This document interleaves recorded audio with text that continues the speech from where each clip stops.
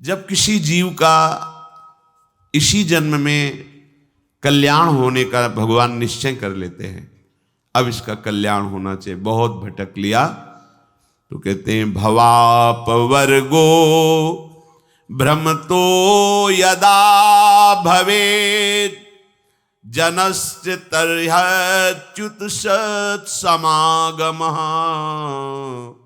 सत्संगमो यर्हि तदैव सद्गतौ परावरे से त्वयि जायते मतिः। ये भगवत कृपा का स्वरूप है कि हमारा अंतिम जन्म है। क्या? भगवत कृपा से, भारी सुकृतों की कृपा से जब हमारा आखिरी जन्म होता है, ये निश्चित हो जाता है कि अब इसका इस जन्म में कल्याण होगा, तो उसे साधु संग की प्राप्ति होती है। भवापवर्गो भ्रमतो यदा भवेत् जनस्य तर्ह्यच्युत सत्समागम। भगवान ने जब देखा संसार चक्र में पिसते पिसते अब तो इसका कल्याण करना चाहिए, अब इसका अंतिम जन्म होना चाहिए, तो भगवान कृपा करके संत समागम दे दीजिए। संत समागम में ऐसी महिमामयी चर्चा होती है प्रभु की कि उसका चित्त संसार के भोगों से विरक्त होकर भगवान में आसक्त हो जाता है। सत्संगमो यर्हि तदैव सद्गतौ परावरेशे त्वयि जायते मति। परावरेशे, भगवान श्री कृष्ण में उसकी बुद्धि स्थित हो जाती है। संत संग के प्रभाव से प्रभु श्री कृष्णचंद्र जी में बुद्धि स्थित हो जाती है। अभी हमारी बुद्धि भोगों में सुख, शरीर में सुख, शरीर संबंधियों में सुख, गलत निश्चय किए हुए है, और जहां संत समागम मिला तो समझना चाहिए हमारा आखिरी जन्म है और संत समागम का फल है संत संगमो यही तदैव सद्गतौ। उसकी परम सद्गति निश्चित हो जाती है जब साधु संग मिलता है। क्या परम गति? परावरेशो त्वयि जायते मति। जो परम ईश्वर हैं प्रभु श्री कृष्णचंद्र जी, उनके चरणों में रति हो जाती है। दया में प्रभु कितनी अपार कृपा की आपके ऊपर। मनुष्य शरीर, साधु समागम श्रीधाम वृंदावन में दुर्लभ बात है। आप अपने जीवन को विचार करके देखिए कि आपके करने से आज तक क्या हुआ है। बिगड़ा ही है, बना नहीं है। ये इसलिए विचार कीजिए कि आप अहंकार रहित होकर प्रभु की कृपा का आश्रय लेकर हृदय से प्रभु के चरणों का सहारा ले लीजिए, बच जाओगे, दुख से बच जाओगे। कोई तुम्हारा मित्र नहीं है, यहां कोई तुम्हें सहयोग देने वाला नहीं। मान लीजिए आप लोग भ्रमित हैं, इसलिए आपको लगता है आपके कोई दोस्त हैं, कोई आपके सहयोगी हैं, कोई आपके संरक्षक हैं। बिल्कुल नहीं। बाहरी सब कुछ हो सकता है, आंतरिक रक्षा करने वाला केवल श्री कृष्ण है, दूसरा नहीं है।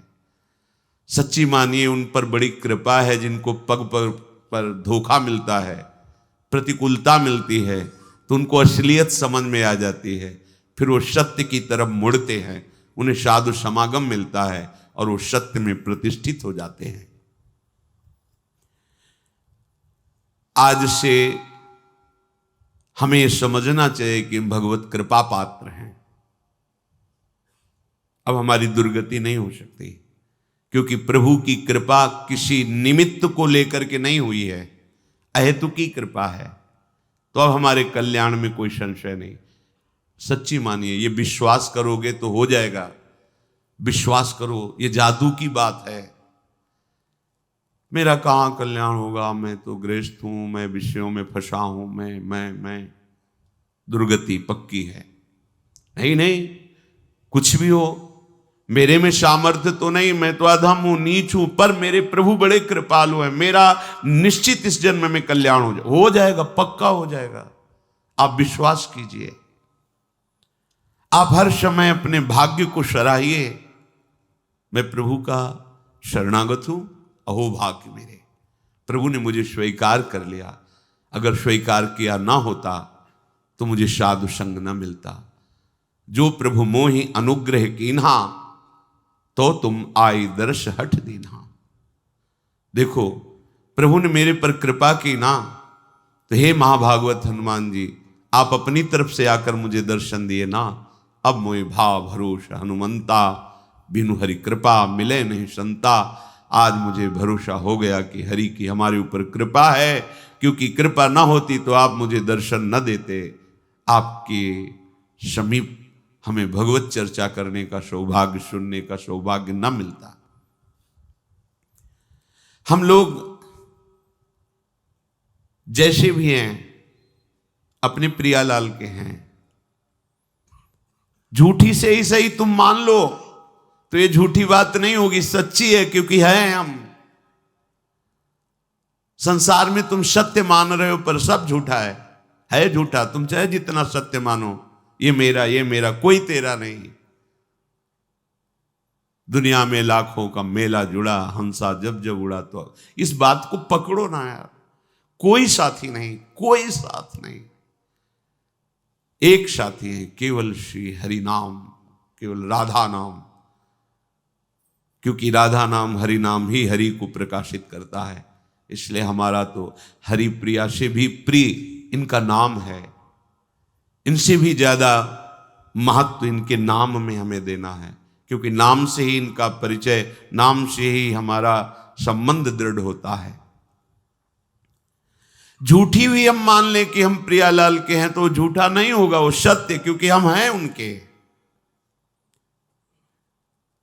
आप झूठ से भी इच्छा करने लगो, इच्छा नहीं भगवत दर्शन की, पर झूठ से भी करने लगो, अब तो कल्याण हो जाए इसी जन्म में, अब तो प्रियालाल मिल जाए इसी जन्म में, वो मिल जाएंगे। झूठा खेल है सांचा होए, क्योंकि ये सांचा खेल है। इसमें नाटक भी करे भक्ति का तो भगवान कृपा करके उसे सच्चा भक्त बना देते हैं। बस आश्रय ले ले भगवान का। झूठा भी रोए, झूठा भी गाए, झूठा भी भाव से लगे, सच्चा भाव नहीं है, पर प्रभु देखते हैं ना कि मेरे में लगना चाहता है, मेरा आश्रय लिए, तो उसे सत्य भाव से युक्त कर देते हैं, उसकी भावना सत्य कर देते हैं। पूज्य श्री राधा बाबा कह रहे हैं, मेरा अनुभव है, संतों के अनुभव को समझना चाहिए। प्रभु से केवल एक ही प्रार्थना करो यदि, कि मुझे आपकी अखंड स्मृति प्राप्त हो, निरंतर भजन, आपसे प्रेम। तो प्रभु इस याचनाओं को कभी नहीं ठुकराते। आप एक प्रार्थना करें, मेरा भजन बन जाए प्रभु, निरंतर आपका भजन बने, आपकी स्मृति में मगन रहूं, आपके चरणों में प्रेम हो जाए।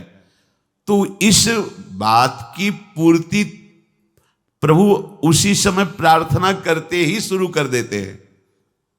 पर हम अज्ञानी इसलिए जान नहीं पाते। क्या? जब इस बात की पूर्ति में लगेंगे तो जहां जहां हमारी स्मृति, जहां जहां हमारा संबंध है, जहां जहां हमारा राग है, वो मिटाना शुरू करते हैं। तो फिर प्रश्न आ जाते हैं कि जब से भजन शुरू किया तब से विपत्तियां आ गई, लोग हमारे को प्रेम नहीं करते, वो नफरत की दृष्टि से देखते हैं, अमुक अमुक अमुक। ये वही तो हो रहा है जो आपने मांगा है। प्रभु से प्रेम करने के लिए हमें सर्वात्म वृत्ति चाहिए, और हमारी वृत्तियां फैली हैं तो हमारे राग का वो नाश करके उन वृत्तियों को अपने में लगा रहे हैं, और वो भजन छोड़ देता है, वो सतमार्ग छोड़ देता है। कि जब से शुरू किया तब से घाटा, लोगों का अपमान, परिवार में कोई प्यार नहीं करता, और एक दो अगर पधार गए तो फिर तो और पुष्ट हो गया कि बड़ा अनिष्ट मार्ग है, भगवत मार्ग नहीं चलना। देखो, जब भगवान से तुम प्रेम मांगोगे तो प्रेम तभी होता है जब अनन्यता आती है। तो आप अनन्य बन नहीं पा रहे, तो आपको अनन्य बनाएंगे। वो अन्य का अपहरण करके ही तो अनन्य बना जाता है। और जब अन्य का अपहरण होने लगा तो आप चिल्लाने लगे, ये क्या, ये क्या? तो मांगा क्या था? हे प्रभु, निरंतर भजन हो, आपसे प्रेम हो, वही तो कर रहे हैं। नहीं, ये नहीं चाहिए तो फिर मांगो संसार के भोग सामग्री, फिर ये बात नहीं आएगी। ये बात नहीं है। संसार के भोग जन्म जन्मांतरों में कभी फिर कृपा होगी, तब यही होगी, तब यही कृपा होगी। कोई तुम्हें पूछने वाला नहीं रहेगा।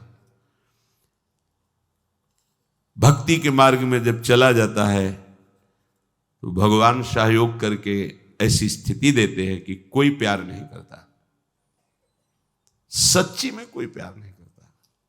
जब आपके अंदर विवेक होगा और झांक के देखोगे तो उसकी स्वार्थ और वासना झलकती नजर आएगी, जो आपको कह रहा है मैं आपको बहुत प्यार करता हूं। जब जांच करके देखो तो उसका अपना सुख, उसका अपना स्वार्थ नजर आता है, प्यार नजर नहीं आता। प्यार होता है जिससे हम प्यार करते हैं उसको सदैव सुख प्राप्त हो, कभी स्वप्न में भी दुख प्राप्त ना हो, ऐसा केवल भगवान, दूसरा कोई नहीं।